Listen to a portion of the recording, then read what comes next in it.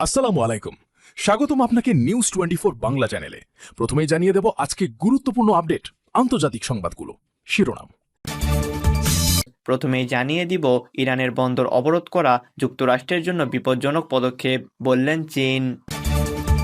এরপর জানিয়ে দিব, যুক্তরাষ্ট্রের হস্তক্ষেপ ছাড়াই মধ্যপ্রাচ্যকে ঐক্যবদ্ধ থাকার আহ্বান ইরানের। তারপর জানিয়ে দিব, আপনাদের কিভাবে বিশ্বাস করব, যুক্তরাষ্ট্রকে প্রশ্ন করল ইরান।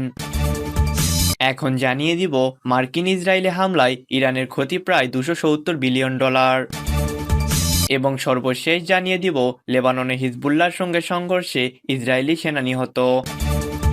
দর্শক, এতক্ষণ শুনছিলেন সংবাদ শিরোনাম, এবার বিস্তারিত। তবে বিস্তারিত জানার আগে আপনি এই ভিডিওটি কোথা থেকে বা কোন জেলা থেকে দেখতেছেন সেটা অবশ্যই কমেন্টে জানিয়ে যাবেন, এবং আপনি যদি ইরানের বিজয় চান তাহলে অবশ্যই কমেন্টে ইরান জিন্দাবাদ লিখে যাবেন। এতক্ষণ শুনছিলেন সংবাদ শিরোনাম, এবার বিস্তারিত। যুক্তরাষ্ট্র কর্তৃক ইরানের বন্দর অবরোধের তীব্র নিন্দা জানিয়েছে চীন। একই সঙ্গে ইরানের বন্দর অবরোধে যুক্তরাষ্ট্রের পদক্ষেপকে বিপজ্জনক ও দায়িত্বজ্ঞানহীন বলে আখ্যা দিয়েছে দেশটি। এক সংবাদ সম্মেলনে দেশটির পররাষ্ট্র মন্ত্রণালয়ের মুখপাত্র গুয়ো জিয়াকুন এ নিন্দা জানান।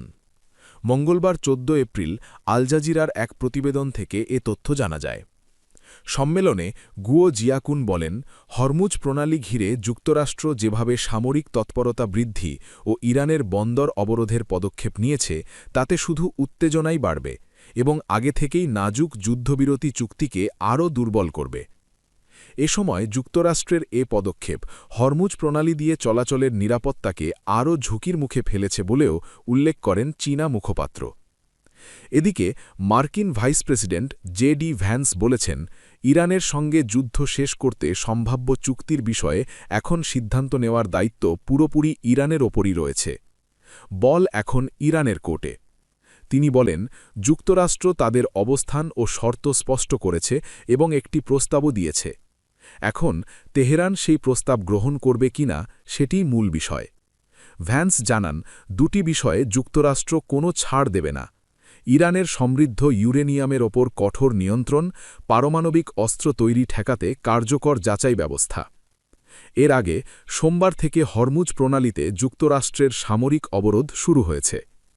এরই মধ্যে আজ মার্কিন নৌবাহিনীর অবরোধ উপেক্ষা করে চীনের একটি ট্যাঙ্কার হরমুজ পার হয়েছে। জাহাজ চলাচল সংক্রান্ত তথ্য প্রদানকারী সংস্থা মেরিন ট্রাফিক ও কেপলারের তথ্যে বিষয়টি উঠে এসেছে। মধ্যপ্রাচ্যে শান্তি ও স্থিতিশীলতা বজায় রাখতে মার্কিন নেতিবাচক হস্তক্ষেপ বন্ধ করে আঞ্চলিক দেশগুলির মধ্যে ঐক্যবদ্ধ প্রচেষ্টার উপর গুরুত্বারোপ করেছে ইরান। সোমবার ১৩ এপ্রিল ওমানের পররাষ্ট্রমন্ত্রী সাইয়িদ বাদার বিন হামাদ আল বুসাইদিরের সঙ্গে এক ফোনালাপে ইরানের পররাষ্ট্রমন্ত্রী আব্বাস আরাগরচি এই আহ্বান জানান। আলাপকালে দুই নেতা অঞ্চলের সাম্প্রতিক পরিস্থিতি, ইরান বনাম যুক্তরাষ্ট্র ইসরায়েল যুদ্ধের প্রেক্ষাপটে ঘোষিত যুদ্ধবিরতি এবং সংঘাত নিরসনে ইসলামাবাদে অনুষ্ঠিত আলোচনার ফলাফল নিয়ে বিস্তারিত আলোচনা করেন। আরাগরচি স্পষ্ট করে বলেন, বাইরের শক্তির অনধিকার চর্চা ছাড়াই এই অঞ্চলের নিরাপত্তা রক্ষা করা সম্ভব এবং এর জন্য সকল প্রতিবেশীর অংশগ্রহণ প্রয়োজন। ওমানের পররাষ্ট্রমন্ত্রী ইরানের দায়িত্বশীল আচরণের প্রশংসা করে বলেন, যুদ্ধবিরতি বজায় রাখা এবং কূটনৈতিক প্রক্রিয়ায় সামিল হওয়া একটি ইতিবাচক পদক্ষেপ। তিনি আশা প্রকাশ করেন, এই প্রক্রিয়ার মাধ্যমে দ্রুততম সময়ের মধ্যে মধ্যপ্রাচ্যে শান্তি ও স্থায়ী স্থিতিশীলতা ফিরে আসবে। আঞ্চলিক সংকটে ওমানের গঠনমূলক এবং নীতিগত অবস্থানের প্রশংসা করে আব্বাস আরাগরচি বলেন, ইরান সব সময়ই সহযোগিতার মাধ্যমে আঞ্চলিক অখণ্ডতা ও নিরাপত্তা নিশ্চিত করতে প্রতিশ্রুতবদ্ধ। বিশেষ করে গত কয়েক মাসে যুক্তরাষ্ট্র ও ইসরায়েলের আগ্রাসনের মুখে ওমান যেভাবে দায়িত্বশীল ভূমিকা পালন করেছে, ইরান তাকে বিশেষভাবে মূল্যায়ন করে।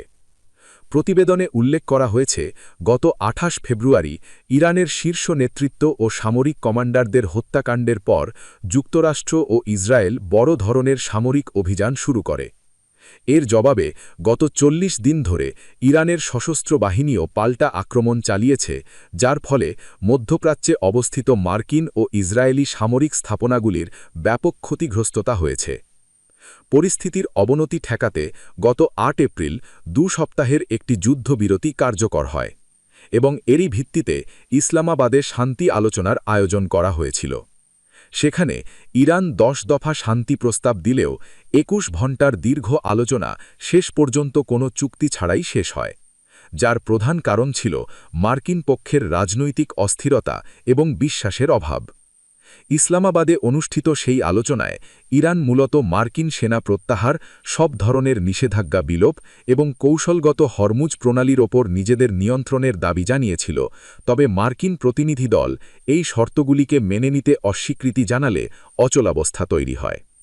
বর্তমানে এই যুদ্ধবিরতি মেয়াদ চলাকালেই ওমানের সঙ্গে ইরানের এই উচ্চ পর্যায়ের ফোনালাপকে অত্যন্ত তাৎপর্যপূর্ণ বলে মনে করা হচ্ছে। মধ্যস্থতাকারী হিসেবে ওমানের দীর্ঘদিনের অভিজ্ঞতাকে কাজে লাগিয়ে ইরান চাচ্ছে আন্তর্জাতিক ও আঞ্চলিক জনমতকে নিজেদের অনুকূলে আনতে এবং যুদ্ধের ঝুঁকি কমাতে। তেহরান মনে করে মধ্যপ্রাচ্যে শান্তি কেবল তখনই সম্ভব যখন যুক্তরাষ্ট্র এই অঞ্চলের অভ্যন্তরীণ বিষয়ে হস্তক্ষেপ করা বন্ধ করবে। ঘোষিত যুদ্ধবিরতির 4 দিন পর ইসলামাবাদে অনুষ্ঠিত মার্কিন ইরান উচ্চ পর্যায়ের আলোচনা কোনো সুনির্দিষ্ট সিদ্ধান্ত ছাড়াই শেষ হয়েছে। কয়েক দশকের মধ্যে এটি ছিল দুই দেশের শীর্ষ কর্মকর্তাদের প্রথম সরাসরি বৈঠক এবং 1979 সালের ইসলামী বিপ্লবের পর সবচেয়ে বড় কূটনৈতিক তৎপরতা। ইসলামাবাদের বিলাসবহুল সেরেনা হোটেলে টানা 20 ঘণ্টারও বেশি সময় ধরে চলা এই বৈঠকে উত্তেজনাকর পরিস্থিতি সৃষ্টি হলেও 11টি বিশ্বস্ত সূত্র বার্তা সংস্থা রয়টার্সকে নিশ্চিত করেছে আলোচনার পথ এখনও পুরোপুরি বন্ধ হয়ে যায়নি। পাকিস্তানের মধ্যস্থতায় অনুষ্ঠিত এই বৈঠকে মার্কিন প্রতিনিধি দলের নেতৃত্বে ছিলেন ভাইস প্রেসিডেন্ট জেডি ভ্যান্স এবং ইরানের পক্ষে ছিলেন স্পিকার মোহাম্মদ বাঘের ঘালিবাফ ও পররাষ্ট্রমন্ত্রী আব্বাস আরাকজি। বৈঠক সংশ্লিষ্ট সূত্রগুলো জানিয়েছে, আলোচনার এক পর্যায়ে দুই পক্ষ চুক্তির অত্যন্ত কাছাকাছি অর্থাৎ প্রায় 80% ঐক্যমত্যে পৌঁছেছিল, তবে শেষ মুহূর্তে এমন কিছু বিষয়ে মতবিরোধ দেখা দেয় যা তাৎক্ষণিকভাবে সমাধান করা সম্ভব ছিল না। বিশেষ করে নিরাপত্তা গ্যারান্টি এবং নিষেধাজ্ঞা প্রত্যাহারের বিষয়টি সামনে আসতেই পরিবেশ থমথমে হয়ে ওঠে। ইরানের পররাষ্ট্রমন্ত্রী আব্বাস আরাকজি মার্কিন প্রতিনিধিদের সরাসরি প্রশ্ন করেন, আপনাদের কিভাবে বিশ্বাস করব? গত জেনেভা বৈঠকে আপনারা বলেছিলেন কূটনীতি চলাকালে হামলা হবে না, অথচ তার 2 দিন পরই যুক্তরাষ্ট্র ও ইসরায়েল গাজায় হামলা শুরু করেছিল। ইরানের এই আস্থার সংকট এবং পরমাণু কর্মসূচির মেয়াদ নিয়ে দুই পক্ষের অনড় অবস্থানই মূলত চুক্তি হওয়ার পথে প্রধান বাধা হয়ে দাঁড়ায়। ইসলামাবাদের এই রুদ্ধদ্বার বৈঠকে মোবাইল ফোন ব্যবহারের অনুমতি ছিল না, ফলে গুরুত্বপূর্ণ বার্তা পাঠানোর জন্য প্রতিনিধিদের বারবার কক্ষের বাইরে যেতে হয়েছে। হোয়াইট হাউসের মুখপাত্র অলিভিয়া ওয়েলস জানিয়েছেন, যুক্তরাষ্ট্রের অবস্থান অত্যন্ত স্পষ্ট, ইরান কখনোই পারমাণবিক অস্ত্র তৈরি করতে পারবে না এবং ট্রাম্পের প্রতিনিধি দল এই রেড লাইন বজায় রেখেছে। অন্যদিকে ইরানের দাবি ছিল স্থায়ী যুদ্ধবিরতির নিশ্চয়তা, হিমায়িত সম্পদ ফেরত এবং হরমুজ প্রণালীর ওপর নিয়ন্ত্রণ বজায় রাখা। আলোচনার এক পর্যায়ে পরিস্থিতির এতটাই অবনতি ঘটে যে কক্ষের বাইরে থেকেও উচ্চবাচ্য শোনা যাচ্ছিল। পরে পাকিস্তানের সেনাপ্রধান আসিম মুনির ও পররাষ্ট্রমন্ত্রী ইশাক দার দুই পক্ষকে আলাদা কক্ষে নিয়ে চা পালির বিরতি দিয়ে পরিস্থিতি শান্ত করার চেষ্টা করেন। বৈঠক শেষে মার্কিন ভাইস প্রেসিডেন্ট জেডি ভ্যান্স সাংবাদিকদের বলেন, আমরা একটি চূড়ান্ত এবং সেরা প্রস্তাব দিয়ে এসেছি, এখন দেখার বিষয় ইরান তা গ্রহণ করে কিনা। এদিকে সোমবার মার্কিন প্রেসিডেন্ট ট্রাম্প দাবি করেছেন ইরান একটি চুক্তিতে পৌঁছাতে আগ্রহী এবং তারা যোগাযোগ করেছে। পাকিস্তানের প্রধানমন্ত্রী শাহবাজ শরীফও জানিয়েছেন, সমস্যা সমাধানে পূর্ণাঙ্গ প্রচেষ্টা এখনও অব্যাহত রয়েছে। হরমুজ প্রণালী বন্ধ থাকায় বিশ্ববাজারে তেলের দাম বৃদ্ধি এবং যুক্তরাষ্ট্রের অভ্যন্তরীণ রাজনীতিতে এর প্রভাব ট্রাম্প প্রশাসনকে যেমন চাপে রেখেছে, তেমনি দীর্ঘ যুদ্ধের ক্ষতি এবং অর্থনৈতিক সংকট তেহরানকেও সমঝোতার টেবিলে থাকতে বাধ্য করছে। ফলে ইসলামাবাদ বৈঠক ব্যর্থ হলেও আগামী বৃহস্পতিবার নতুন কোনো স্থানে দ্বিতীয় দফার আলোচনা শুরু হওয়ার সম্ভাবনা প্রবল। যুক্তরাষ্ট্র ও ইরানের মধ্যে সম্ভাব্য শান্তি চুক্তির অংশ হিসেবে তেহরানের উচ্চমাত্রার সমৃদ্ধ ইউরেনিয়াম নিজেদের হেফাজতে নেওয়ার প্রস্তাব আবারও দিয়েছে রাশিয়া। সোমবার ক্রেমলিনের পক্ষ থেকে জানানো হয়েছে, দুই দেশের মধ্যে বৈরিতা নিরসন এবং দীর্ঘমেয়াদী শান্তি প্রতিষ্ঠার লক্ষ্যে মস্কো এই পারমাণবিক জ্বালানি গ্রহণ করতে প্রস্তুত। গত সপ্তাহান্তে পাকিস্তানে অনুষ্ঠিত ওয়াশিংটন ও ইরানের মধ্যকার শান্তি আলোচনা কোনো সুনির্দিষ্ট চুক্তি ছাড়াই শেষ হওয়ার পর এই নতুন প্রস্তাব এল। মূলত গত ফেব্রুয়ারির শেষ ভাগ থেকে শুরু হওয়া এই যুদ্ধ বিশ্ব অর্থনীতিতে যে অস্থিরতা তৈরি করেছে তা কাটিয়ে উঠতেই রাশিয়া এই মধ্যস্থতার প্রস্তাব দিয়েছে বলে ধারণা করা হচ্ছে। বিশ্বের বৃহত্তম পারমাণবিক অস্ত্রের মজুদ থাকা দেশ হিসেবে রাশিয়া এর আগেও একাধিকবার ইরানের সমৃদ্ধ ইউরেনিয়াম নিজেদের কাছে রাখার প্রস্তাব দিয়েছিল। সোমবার সাংবাদিকদের সঙ্গে আলাপকালে ক্রেমলিনের মুখপাত্র দিমিত্রি পেসকভ বলেন, প্রেসিডেন্ট পুতিন যুক্তরাষ্ট্র এবং আঞ্চলিক দেশগুলোর সঙ্গে আলাপকালে এই প্রস্তাবটি উত্থাপন করেছিলেন। রাশিয়ার সেই প্রস্তাব এখনও বহাল রয়েছে, যদিও এখনও পর্যন্ত এর ওপর কোনো কার্যকর পদক্ষেপ নেওয়া হয়নি। মস্কো মনে করছে, ইরানের ইউরেনিয়াম রাশিয়ার কাছে থাকলে পারমাণবিক অস্ত্র তৈরির আশঙ্কা দূর হবে এবং এতে করে যুক্তরাষ্ট্রের আস্থা অর্জন করা সহজ হবে। এদিকে মার্কিন সংবাদমাধ্যম অ্যাক্সিওসের প্রতিবেদন অনুযায়ী সোমবার পুতিন ও ট্রাম্পের মধ্যে এক ফোনালাপ চলাকালে রুশ প্রেসিডেন্ট ইরান যুদ্ধ অবসানের সম্ভাব্য সমাধান হিসেবে এই ধারণাটি উত্থাপন করেছিলেন।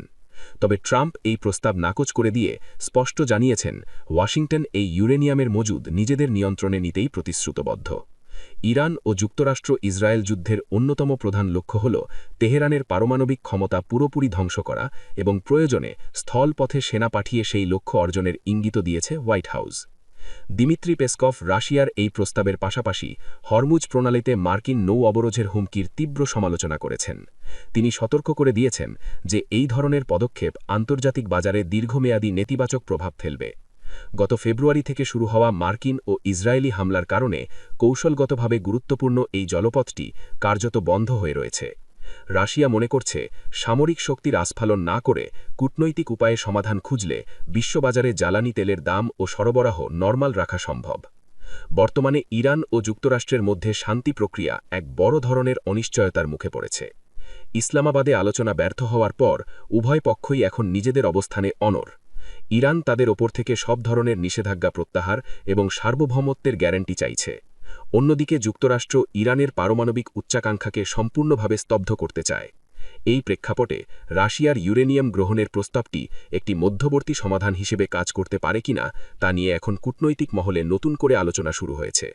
তবে ওয়াশিংটন বা তেহরান কোনো পক্ষই এখনও পর্যন্ত মস্কোর এই প্রস্তাবে সরাসরি সম্মতি জানায়নি।